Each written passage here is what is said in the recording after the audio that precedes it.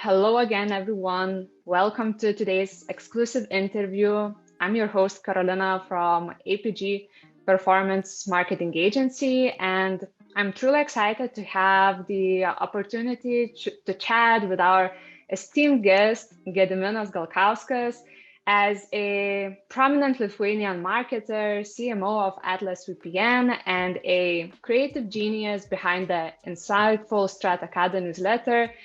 Gediminas has a wealth of knowledge and experience in the world of marketing and e-commerce. So I hope this conversation will be valuable to all of us today. And Gediminas, thank you for joining us. Hello, everyone. Thank you, Carolina, for such a nice presentation. I never thought so good about myself until now. So let's begin from the easiest question. What does Stratacada mean, and why did you choose this name for your newsletter? I need to start probably from earlier beginnings. At first, it was Media X. So X, if you follow somehow Elon Musk, you know that for him X is for everything for for all his companies. It's like X factor, right? It's basically everything that you can't account for.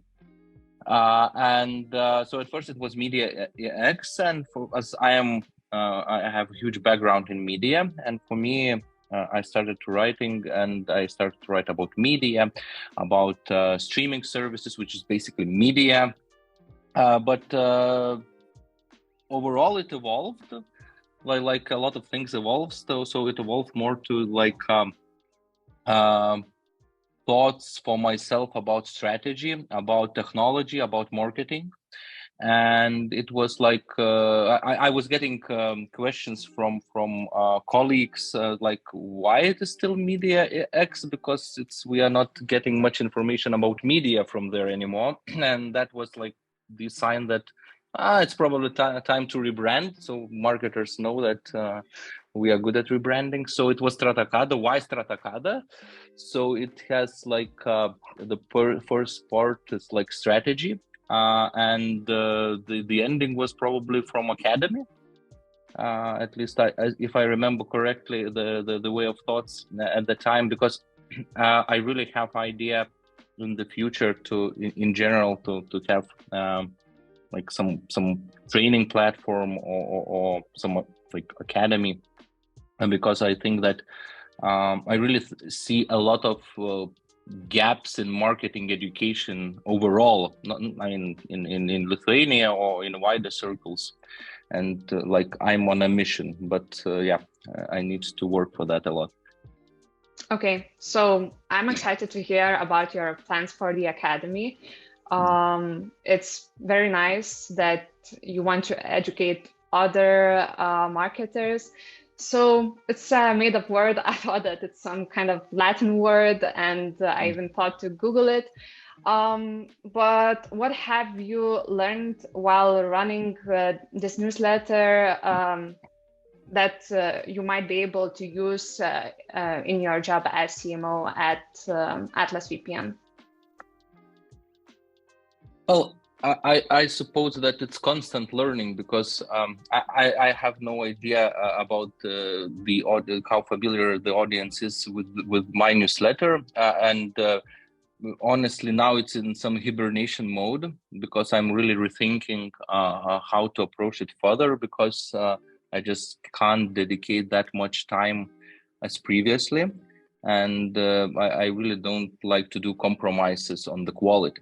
And before I had more time and it was fun. Now I don't have that time, so I decided that okay, let's rethink and let's approach it strategically. So now I'm the newsletter is in hibernation mode. I'm in thinking mode, but it will get back. But while I was writing it like regularly, at first it was weekly, then it was monthly. I was learning something new constantly, because I have my own process how to source through the ton of information, because there are a lot of newsletters, there are a lot of media outlets and so on. So I have my own system how to do that. and I was learning constantly, and basically probably Stratagada was the first that was discussing that audio startup, how it was called, like everyone was doing like live audio calls. I just forgot it now. Webinar, podcast, no? But anyway, yeah, it's Okay. It's one of those things, like new trends, emerging trends. Okay. Stratagada was first writing in depth about NFTs. Stratagada was in Lithuania, I mean, not globally, and probably was first to deep dive in what metaverse actually means for marketing. So in general, all these things add up, and it has compound effect on how you view things in marketing, how it develops. And it's like I was thinking about that. It's a very good question, and I was thinking, did I learn something in particular? And I thought that probably one particular thing that exactly I learned there about such social network like Nextdoor. So Nextdoor is, if audience is not familiar, is like a neighborhood social network in United States. So basically it's like some Facebook group. So basically if you are with neighbors in Facebook group, so Nextdoor takes it to another level. You are admitted by only your post address. And it's very private network, and some advertising possibilities are very limited there. But as the main market for Atlas VPN is United States, so it was one of the of the ways for us, and one of the channels that we really tried to use. And basically, no one else have heard about that before me. Because it's like super local thing in United States, and we are living in different universe. And another thing, what I thought that we really used.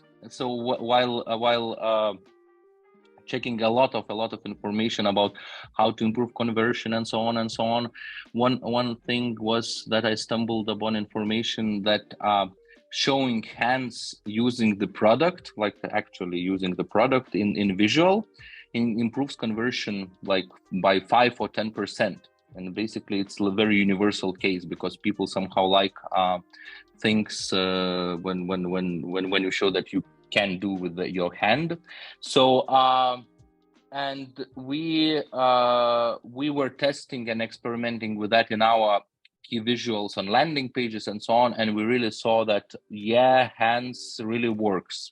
So this is one takeout from very, very particular takeout from writing Stratagada, and how it was very beneficial for the company. And I believe that all your listeners should try to experiment with using showing a hand using your product. Okay, that's very interesting. How did you manage to include hands while marketing a VPN, which is basically a virtual product? It's very simple, actually. It's very. I can show you. So okay.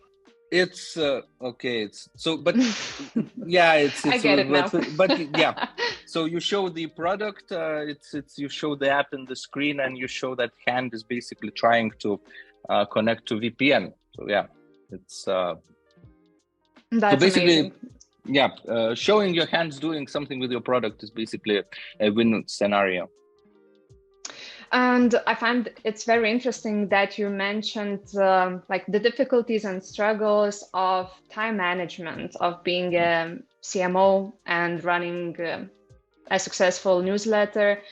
Right now, as you said, you are a bit of a hiatus, but have you developed any unique strategies for managing your time and workload while doing both of these activities? Or is it just you wing it, and whenever you have free time, you work with the content for your newsletter? It's a very good question, and wing it, probably it's the closer to the truth than I actually would like to think. But Actually, I think it's like it's everything about making priorities, and it's constant battle, and you need a lot of discipline, and sometimes other things win. But what I have discovered during all this time, that basically apart from priorities and understanding that you can't do everything all at once, basically it's time blocking. So basically you take your calendar and you approach it like your job. So like if you know that you need a few hours for research and let's say a few hours for writing that, you need to find time to block that time in your working calendar. So basically I do that in my working calendar. So basically I know that it's time dedicated for me. And well, of course, and I'm successful, I think, in like 75% of the time. But sometimes it's life gets in your way, and of course you then it's probably one of the easiest things to move from your schedule. So yeah. You also mentioned that you have like a specific method for gathering the information, boiling down to the most important things. But maybe you can share some sources used to gather that information, maybe specific newsletters or websites, and how do you keep your finger on the pulse of industry and trends and developments? So of course it depends a lot on what are you looking for. And during my time, so when you spend a lot of time, then you sometimes you don't understand how, but somehow it's very clear why you need to organize information in some certain way.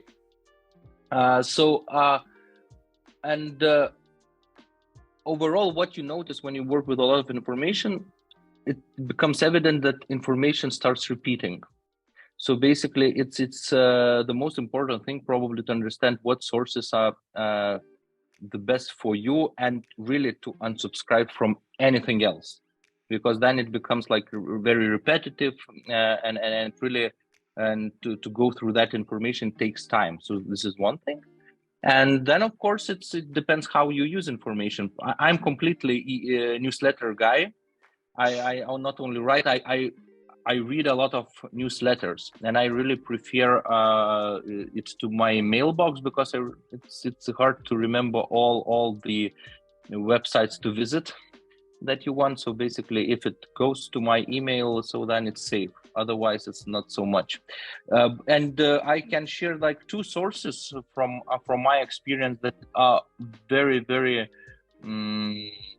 very good for all types of marketers and people who are interested in the trends and marketing trends, technology trends. So one is Today in Digital Marketing.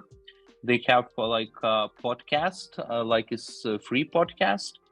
They also have premium version, and they have, I suppose it's paid newsletter, but I'm not sure is it paid or not. But it's I mean, it's like digest of what they are talking on the podcast. So Today in Digital Marketing with Todd Maffin. So really, really good one. And another one is Tech Meme. And it's like a daily digest of like most important news in technology, mainly in marketing, in platforms, and so on. So yeah, these two sources I really can vouch for them. It's on my list. I don't know, Tech Meme probably for 3 years or 4 years already. It's like my main source of what's happening in tech and world. Yeah. So thank you for sharing. I believe all of us took a note there of these two sources. And while talking about news, what is the recent marketing news piece you find the most interesting? Is it something related to AI or Twitter shenanigans or something else entirely? Oh, I love Twitter topic. Overall, I can discuss it for a long time. It's basically disaster you are looking at disaster in the making from the front row. And it's basically for marketers and those who are working with digital products. It's basically good case study in real time, what not to do and how not to act. So yeah, I constantly follow, but it's like already like ongoing, constant in the background of ongoing topic. And another topic is, of course, it's probably artificial intelligence. And to be honest, I'm a bit skeptical on that side. It's very interesting topic. I follow it a lot. And I'm still very skeptical about all the hype about artificial intelligence and marketing. I'm very skeptical about that. Yeah. Okay, so we will talk later more about artificial intelligence in marketing, but to wrap up about Twitter. So I don't know if you can tell this information, but I believe you, as an Atlas VPN, I guess, invest in some Twitter advertising. So are you already planning to shift that budget somewhere else, or you are just still waiting to see what happens? Actually, yeah, we did some advertising, but it was so minimal overall. We were like, I mean, you can safely call it like testing mode. Okay. And it was really bad performance, super bad performance of Twitter ads. So I really think that there are particular cases, right, where and then businesses for which Twitter ads is really working.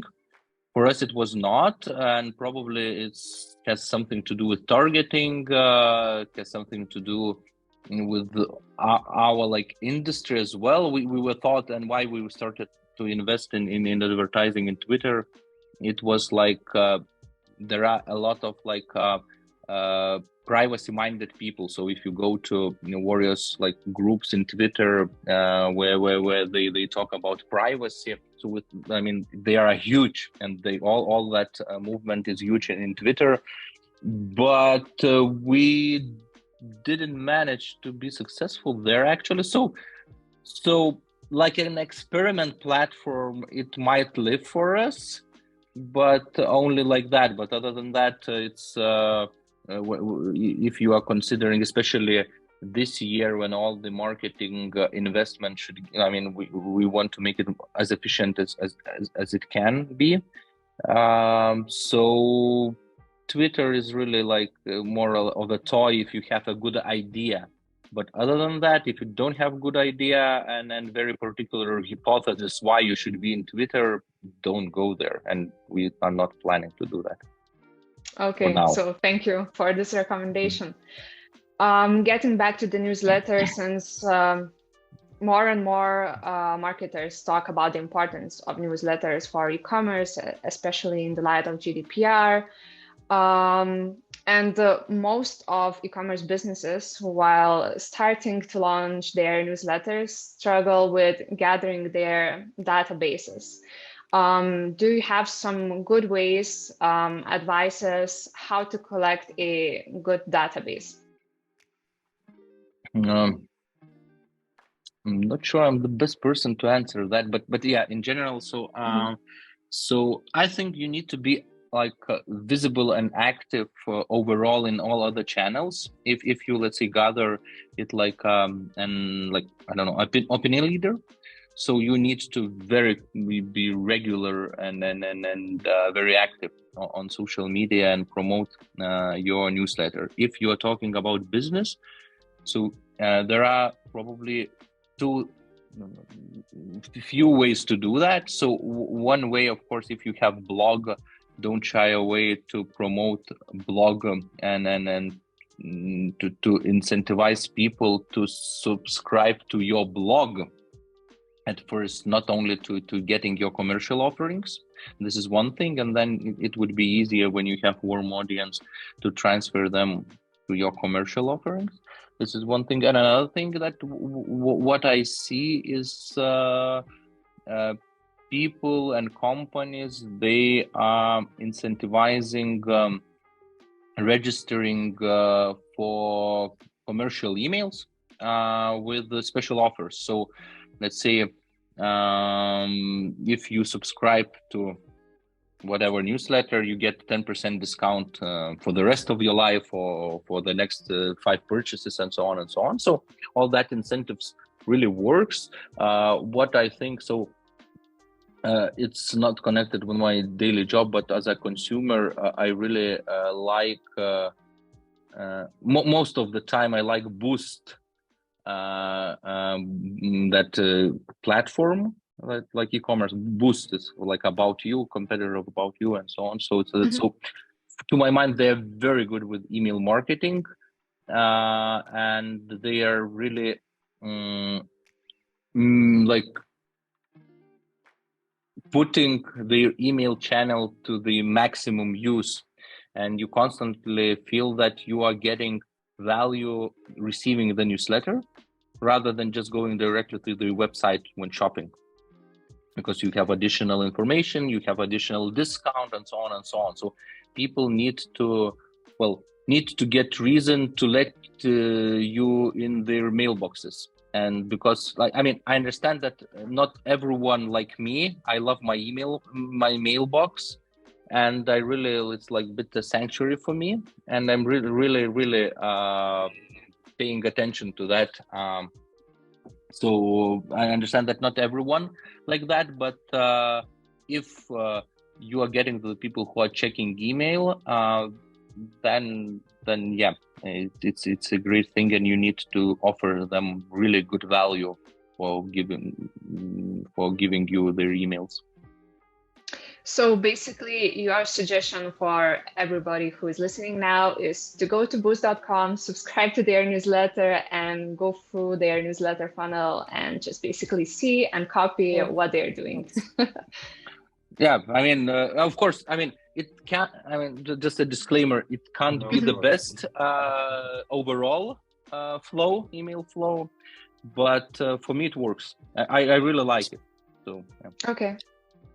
And how did you do it with StrataCAD? What was your strategy? You were mainly going through the social persona angle, or did you have a blog? Because I confess, I discovered your newsletter through a colleague. Someone I work with recommended this newsletter for me.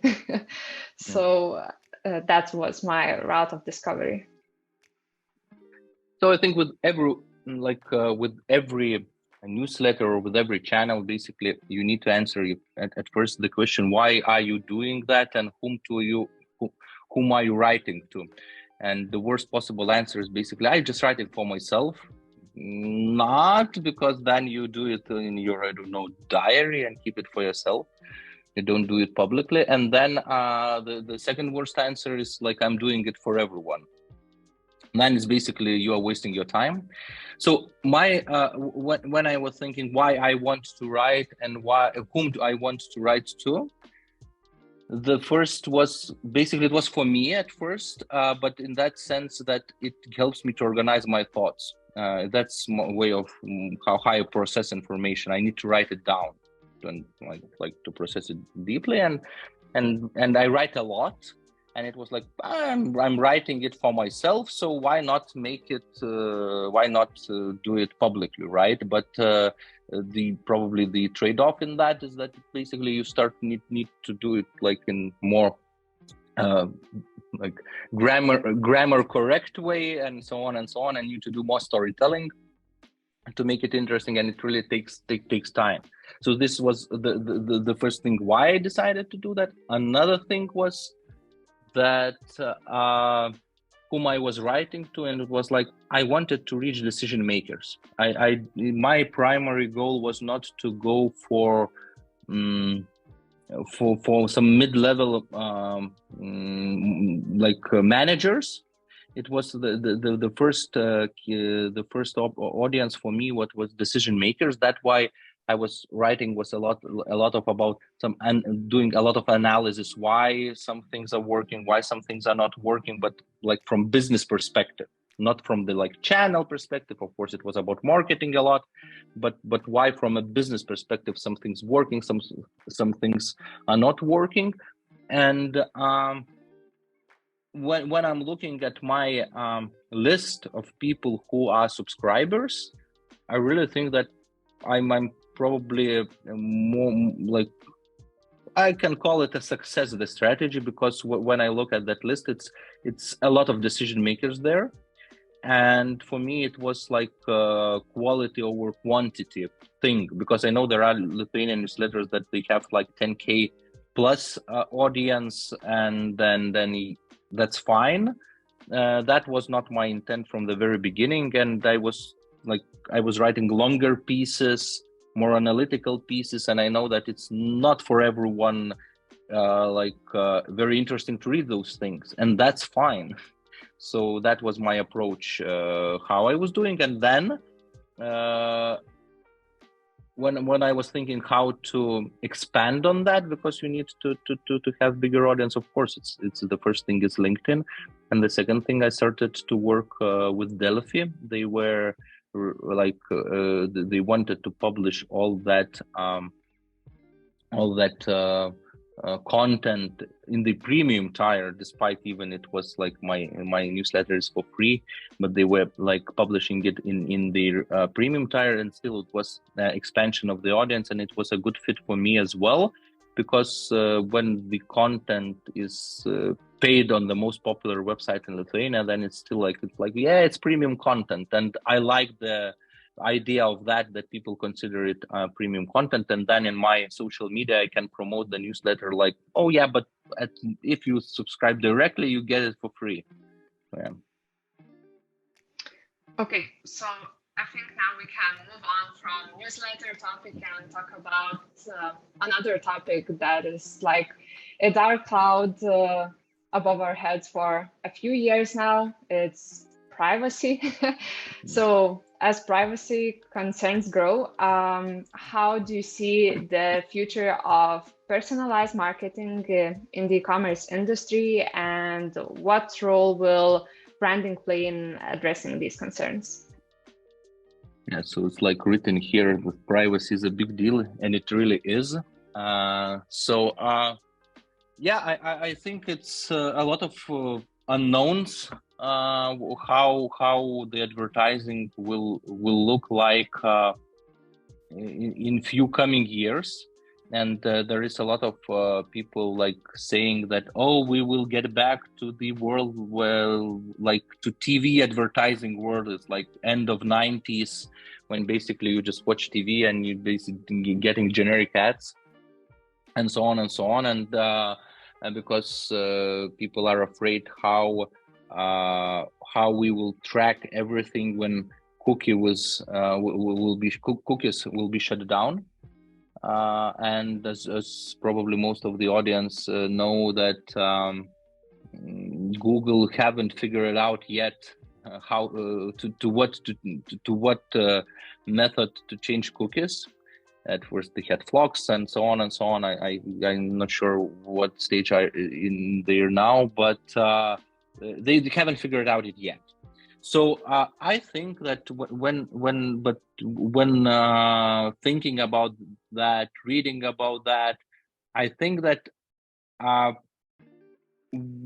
people will find out solutions how to track some of people's behavior. What I think that we won't have micro targeting, like very particular targeting, that you won't be able with all the privacy regulations, without cookie and so on, you won't be able to target particularly that person at this moment did that, so that's why you can push ad for him or her. I'm not sure we will be able to do that, but that said, I really think that on the second layer we will be able to model a lot of information based on like aggregated behavior. So for me, the guideline could be, and the way forward could be like what Netflix do. Of course, Netflix has information about you because you subscribe to them, but how they allocate and how they make recommendations for you. So basically, they put every user into cohorts, and they have like 1,300 or 400 cohorts based on your viewing patterns. And so that's how they make recommendations for you, because It's not that you watch true crime series and then they just push you true crime series, but because some people look like true crime series and then they go to look some horror movies, some look true crime and they go for, I don't know, Kardashians, and some for other. I mean, people are not similar, and I think that with the technology and all, like it will be possible to group people based on some behavioral patterns, and without putting their name to their behavioral pattern. So we all be allocated. You, Carolina, will be allocated to one group. I will be probably to another. I don't know. In some groups, probably will be in the same group, and then we will be targeted with the same ads. So I think that's where it goes, because even with attribution, performance marketing attribution, so now it was last click and a lot of stuff you could do with cookies. Now, as cookie is going to its end, like, I don't know, if not next year, so then it will be soon sunsetted. Now people are talking about econometric modeling. So basically, it's you are taking a lot of data from previous times, and then you model what channel has what impact, which channel has what impact, and so on and so on, and then you extrapolate it. So mixed marketing models. Yeah, exactly. Yeah, that's the term, exactly. So I think with targeted advertising, it will be something similar, because you will be able to aggregate that, and then you will be able to extrapolate among users, and it would make sense, because if you attribute it that way, let's say, then you target it that way. It would make total sense to my mind. So I think that it won't be that we won't be like getting to the stone age that all ads in your Facebook feed will be super generic and you will think, why I'm getting that? So it's not. And another thing, it's just, but probably more philosophical, and then just looking to the further future. So let's say if you have smart home devices, right? So smart fridge. So basically now it's like not that smart to my mind, that they are still very dumb devices. But in the future, if they will get bigger screens, right, and I don't know, better audio capabilities and so on. So in that sense, it becomes very new channel for targeting you at very particular time. So, and sometimes they like fridge doesn't need to know your name and surname, but it should know that basically you prefer, in some universe, you prefer that milk in the morning, eggs in the afternoon, and meat for dinner. It's not the most healthy menu I just named, but and then when it's known on the device level and shouldn't be connected to your name, it also can be very, very much different targeting game, and we will all need to learn how to do that. So yeah. So what is going to happen with branding? Because like nowadays, I would say branding is still lurking in the shadows, because we still kind of have quite detailed targeting capabilities. So brands, companies, agencies still drill down on targeting, on audience, on creative testing, while still forgetting about the branding, because like they sacrifice branding in terms of a lot of iterations of different creatives, of more outraging, more eye-catching creatives that sacrifice the brand. And sometimes I see businesses that launch without branding at all. I mean, they choose one color, take any random logo, and that's it. So from your point of view, will we move to other tracking capabilities and branding will still stay in the shadows, or it will emerge back to the spotlight? So we probably need to get back to the previous our question and then discussion about that marketing mix modeling. So in that in that model, basically when you make attributions, then you make attributions along all the funnel, right? So which channel had what effect, and then you will, if it will be the case, then you will see what impact upper funnel activities has for you. So that basically, and upper funnel activities is branding activities. So basically it's awareness and so on and so on. So and that's where you are expanding your audience. So I think that with that model, if the industry will shift towards that, the branding and brand advertising weight will increase like significantly, because now it was really last click attribution, and it's very, very easy, right? So it's like, oh, Facebook generates me profit, so then it's like I will pour everything into Facebook. That's we could discuss it like for separate webinar. I have very strong opinions about that, but yeah, I mean, it was the case, but it's like it was destined by the system. Now, when we will move to that like wider attribution model, marketing mix modeling, I think the brand significantly increase in the importance of it. This is one thing, and another thing that I think that we are entering that some era of brand performance, that basically before internet, it was like you have, let's say, space in TV advertising, right? So and then you need to choose how to approach. So then it was smart. At first you do like for a month's branding campaign, and then for the second month you do like sales campaign, because people are already aware of your product, and then you start selling, right? So it was the case with the internet at the first as well, but now as user journeys become like, they are very chaotic. The users go forward, then they go back, then they go right, then they go left, then they go up a diagonal and so on, and then they go back to the first step, and then to the ninth, and then to the second. I mean, it's very, very confusing for everyone. But what does that mean? That probably we don't need to separate that much between brand and performance, especially when we have all the tools now already to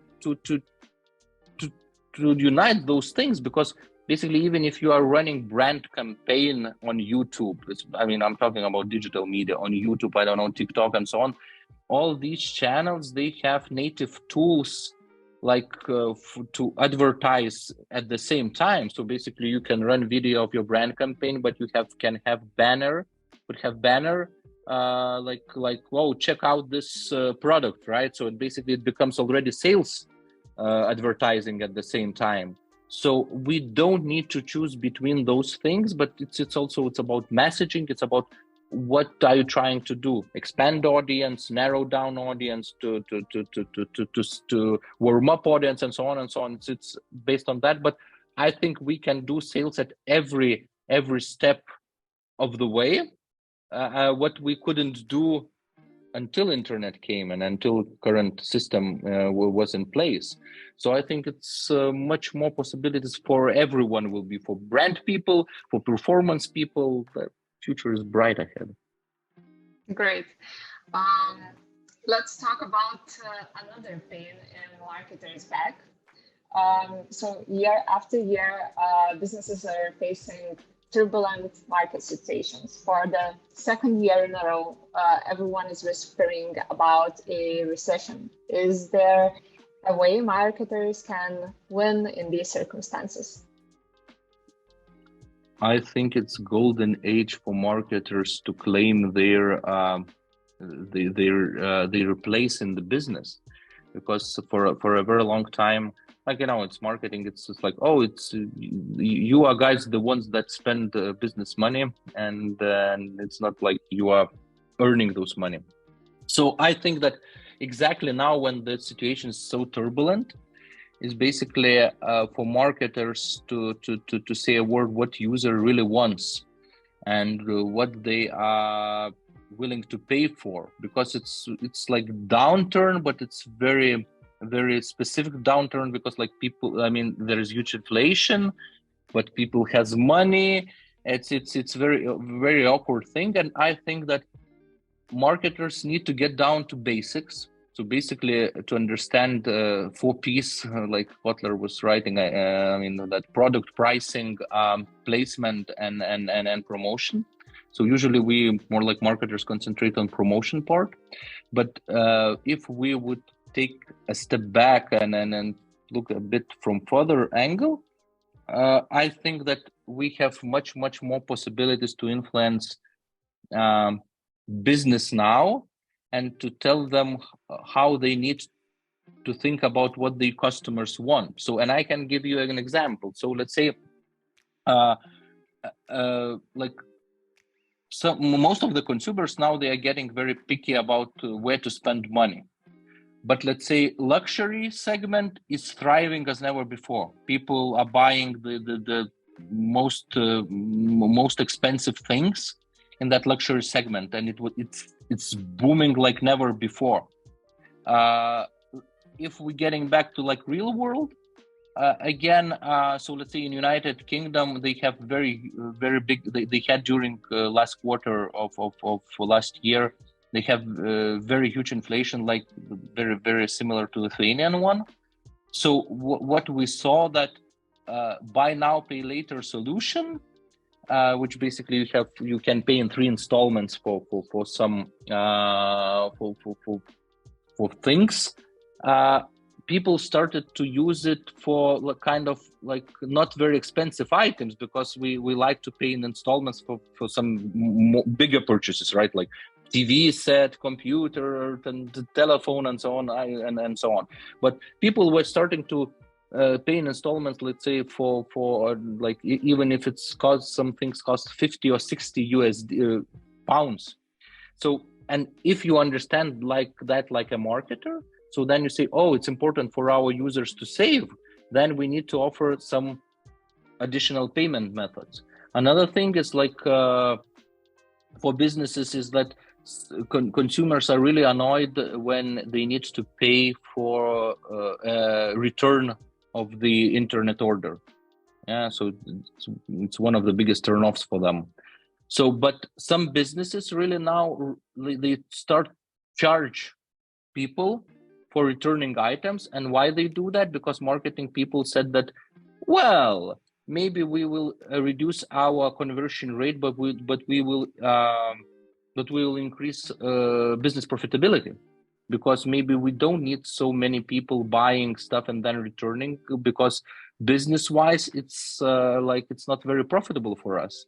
And so but at the same time, if you have deep pockets now, you can say, yeah, we do everything for free delivery, free returns, and that's how you gain market share. So that's why I'm telling that marketers now need to get back to the drawing board, because usually markets are reshaped and then the tables are turned during crisis situations. That's where you gain the most market or you lose the most market share, and so on and so on.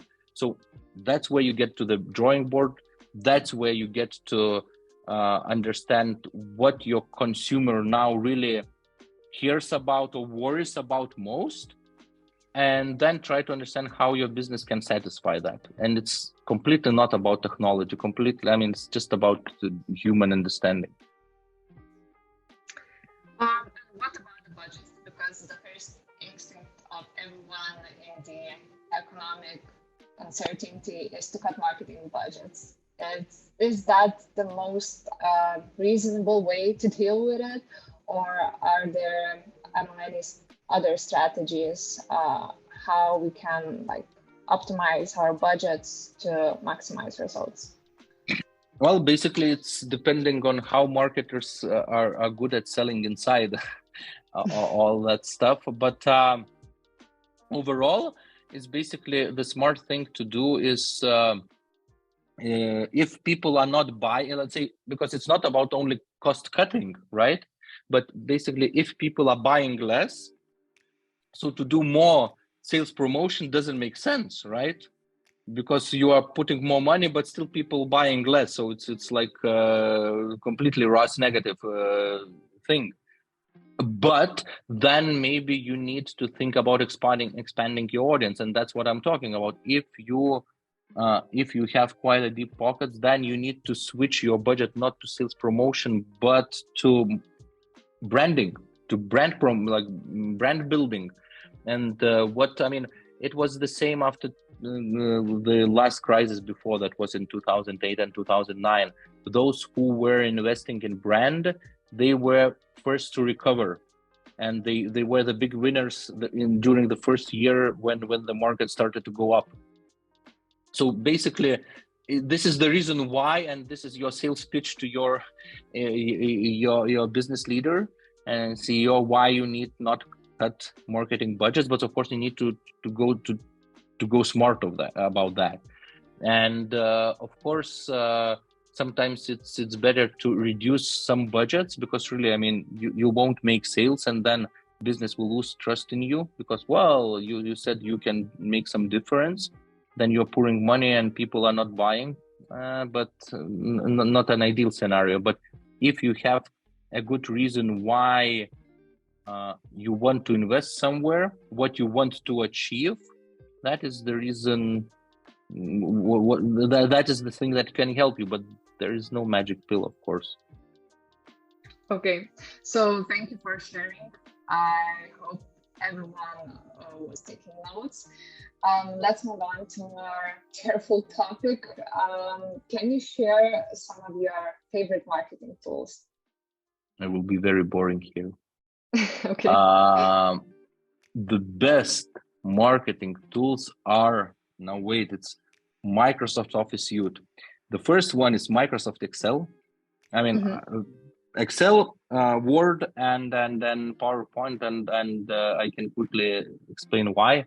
So for me, I really like work with numbers, and I really want always to understand the marketing investment impact on business. So that is primary tool for me, and I love it. But it's not the only reason why I feel comfortable with that. But another reason is that, well, a lot of startups that they are trying to solve your issues, that they say, oh, we can help you to do this or that. A lot of things you can do on Excel, especially for startups. If you it's very powerful tool. You can do a lot of things if you know how to work with Excel. So I know that it's not the most exciting tool, but it's a really good one. Another thing is Word, and I think that especially marketing leaders, they need to write more for themselves and organize their thoughts. And that is a really important thing. And the third thing is presentations, about going and trying to make impact in your business, with your people, with your team. And we a lot of time really forget that. We like to think about fancy campaigns, about promotions, events, and so on. But a lot of the biggest job of marketing leaders inside the company actually is basically make people believe, people understand. And I'm not talking about marketing, I'm talking about business, I'm talking about sales, I'm talking about like development team, and so on. Customer support is basically about understanding what user really cares about. So and that is I think the biggest power of marketing people. And that's why I think that these three tools are most important ones. I don't know. Have you expected another tools? So, but yeah, that's my answer. Yeah, I actually expected other tools, something unheard of, but I totally agree with you. I use Excel daily, multiple times for different reasons, for time tracking, work management, whatnot.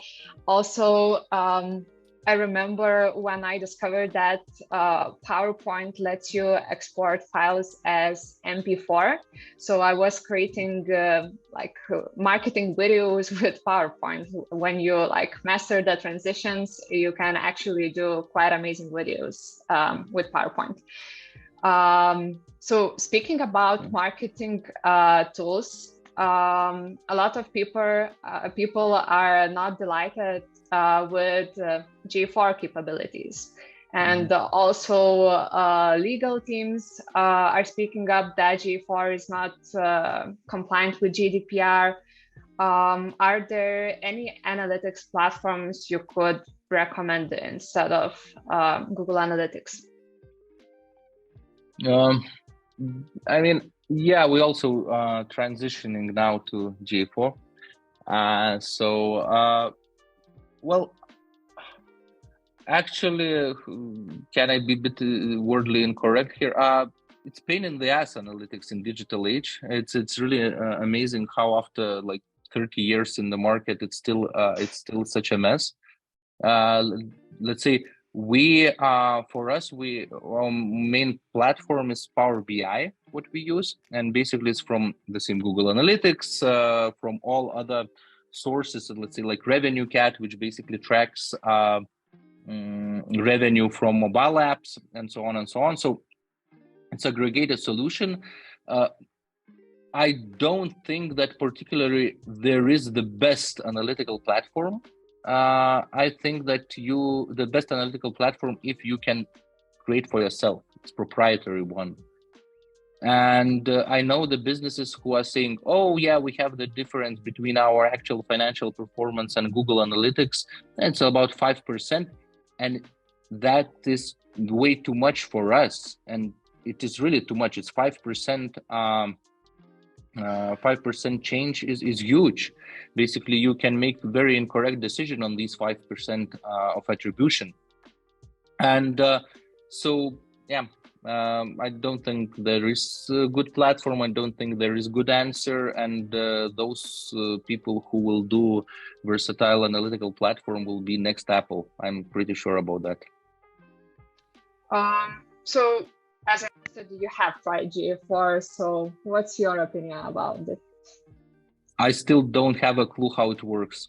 I mean, okay. We working with our analytics team because we are setting. Of course, we want to track some things. We want to show us. I mean, we need actionable insights from that, right?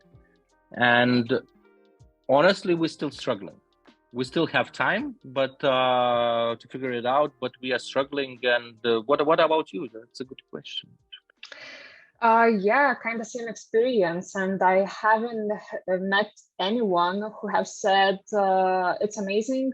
I've got everything immediately. I find every metric and every report that I wanted. Yeah, everyone is struggling. And even like data discrepancies between universal analytics and G4 in most of the cases are still quite big, even sometimes more than those 5% that you've discussed. So yeah, so far I treat it as like an unfinished product, a beta version. And I hope after many iterations, it will get better. Yeah, my analytics team forbid me to come to them with questions about why there are discrepancies. And they said, there will be, we don't know answer, come back to us in 3 months. So that is the answer. And they forbid me to ask other questions around that because they said we have no clue why it is so. Yeah. Totally agree. I mean, like we work with clients, we try to help them with this transition, but more and more cases arise where we even talk with Google and we get back with no answers. And we just have to hope that it's some kind of a bug and they will just fix it in the future. So let's switch topic again. We mentioned it before, AI. So AI powered language models like ChatGPT are becoming increasingly popular in various industries, including marketing. Beyond generating content, what other shifts might these technologies cause in the marketing industry? Do you believe that this could level the playing field and make creativity the primary differentiating factor for success? Yeah, I think it's you answered yourself into that question. Yes, I absolutely think that there is answer in your question, that it's about creativity, but not from the direct point, but from a bit another angle. What I see now is basically that actually that artificial intelligence is really dumb, and it gives very expected answers. Actually, I mean, it just do like good job of a junior specialist. Yeah, I think that but other, if you want to go next level, if you want to win in competitive game and so on, it's really not the way to do that. But the most but of course it will get better. It will get better over time and so on. But what I think where the trick lies is basically not artificial intelligence itself, but in asking questions and formulating prompts. I was reading 1 month of some time ago an article that in the United States there is a new jobs already, well-paid jobs. So it's basically prompt creators for ChatGPT, and they're paying like 300,000 USD a year for that positions. So basically, it's your like single thing that you need to do at workplace is basically you're coming in the morning and you're writing prompts to extract most valuable information from ChatGPT. And I believe that here the good questions will play the most important part, because I saw a lot of excitement and I played with the ChatGPT myself, but actually those questions that people asked, they were not so interesting questions actually, and most of them. And yeah, but artificial intelligence really, ChatGPT performed. They did like very fluent answers, even if not always truthful ones and factual ones. But yeah, I think if you ask it, you find that one good question, it can make you a difference. But that is that is about, again, people, not about technology. And in one of your newsletters, you shared a statistic showing that less than 50% of consumers actively use their smart devices. And as we discussed, those smart devices aren't that smart. But in combination with AI, do you anticipate the use of these smart devices is going to change, and what implications might this have for businesses? I think that it's even not connected to artificial intelligence or smart devices, because it's about really what people need and want, because not everyone wants like talking fridge, I don't know, or I mean, we are in the third decade of 21st century, and I always hear the same from people, that they feel stressed when they need to change time on the stove or when they need to set up printer. And I mean it's so obvious things, right? And then I can't believe that no one yet figured out how to do that smoothly and then without any additional effort. So I think that at first we need to make those things like usable for people, because of course there are always geeks.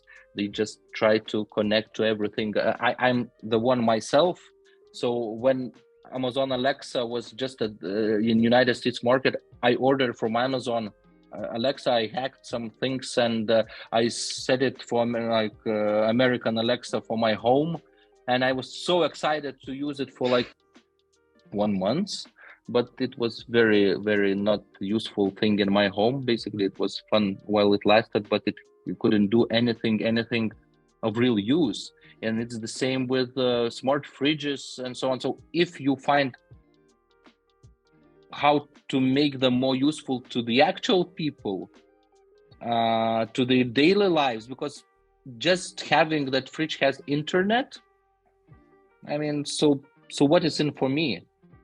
It has to do some particular things, right? So it should be able to order so I think that artificial intelligence, it's very powerful in predictive analytics, right? So in that case, if someone will be able to make artificial intelligence work for fridges, so when they understand the pattern, how I use, so how for how long I use one pack of milk, and I don't need to think about that ordering it again myself, but my fridge orders it for me based on my patterns. I think when someone will figure it out, I think then it will take off. Until that time, I think we're still decades off. Okay, well, that brings us to the end of our insightful conversation with the amazing Gediminas Galkauskas. I don't see any questions from the audience, so I guess that's it for our interview. I want to extend a huge thank you again, Gediminas, for taking the time to share your expertise and experience with us today.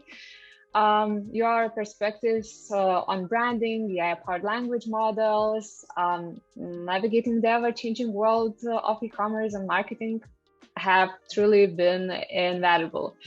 To our audience, thank you for joining us for this exclusive interview. We hope that you found it informative and inspiring, and that you can apply some of the insights shared by Gediminas to your own marketing strategies and e-commerce businesses. Remember, the key to success is continuous learning and adapting to new trends, technologies, and ideas. So once again, thank you all for joining us today. And we look forward to bringing you more informative interviews with industry experts like Gediminas in the future. Don't forget to follow him on social media, subscribe his newsletter, Stratakada, and have a great day.